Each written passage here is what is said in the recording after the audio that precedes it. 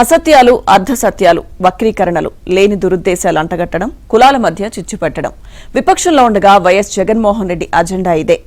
దీనికోసం మేధావులు, తటస్థులు, మాజీ అధికారులు, సామాజికవేత్తలు అనే ముసుగులో తన సొంత సైన్యాన్ని ప్రయోగిస్తారు. 2014 నుంచి 19 మధ్యలో ఇదే చేశారు. ఇప్పుడు కూడా అదే చేస్తున్నారు. ప్రభుత్వ విశ్వసనీయతపై విషం చిమ్మేందుకు తెర వెనుక తతంగం మొదలుపెట్టారు.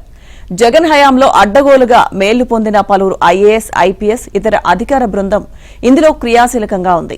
వీరిలో కొందరు రిటైర్డ్ అధికారులు కాగా మరికొందరు ఇప్పటికీ సర్వీస్లో ఉన్నవారే.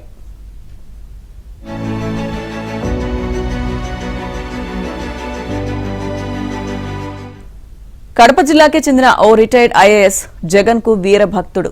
ఎందరో సీనియర్లను పక్కన పెట్టి ఆయన్ను జగన్ ప్రధాన పోస్టులో కూర్చోబెట్టారు. ఇప్పుడు ఏపీ ప్రభుత్వంపై దాడి కుట్రల భేటీలకు ఆయనే సారథ్యం వహిస్తున్నారు. గతంలో జగన్ ప్రభుత్వంలోని ఇద్దరు అధికారులకు ఒకరంటే మరొకరికి పడేది కాదు. ఇప్పుడు జగన్ కోసం ఆ ఇద్దరు ఒక్కటయ్యారు. ఇలా ఇద్దరితో మొదలైన బృందం ఇప్పుడు ఏకంగా 25కు చేరినట్లు తెలిసింది.